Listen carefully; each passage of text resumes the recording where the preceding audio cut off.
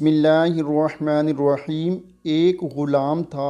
ایک دن وہ کام پر نہ گیا تو اس کے مالک نے سوچا کہ مجھے اس کی تنخواہ میں اضافہ کر دینا چاہیے تاکہ وہ اور دل جمی سے کام کرے اور آئندہ غائب نہ ہو۔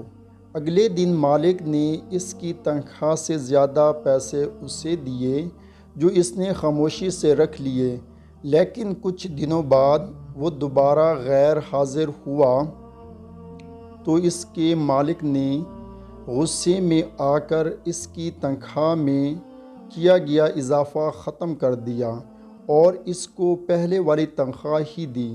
غلام نے اب بھی خاموشی اختیار کی تو مالک نے کہا، جب میں نے اضافہ کیا تو تم خاموش رہے اور جب کمی کی تو پھر بھی خاموش ہو کیوں؟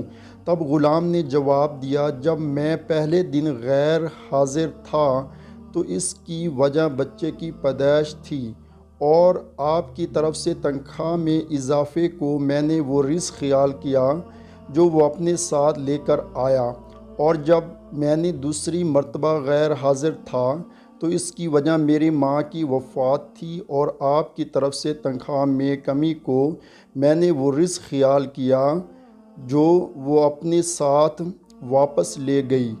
پھر میں اس رزق کی خاطر کیوں پریشان ہوں جس کا ذمہ خود اللہ تعالیٰ نے اٹھایا ہوا ہے۔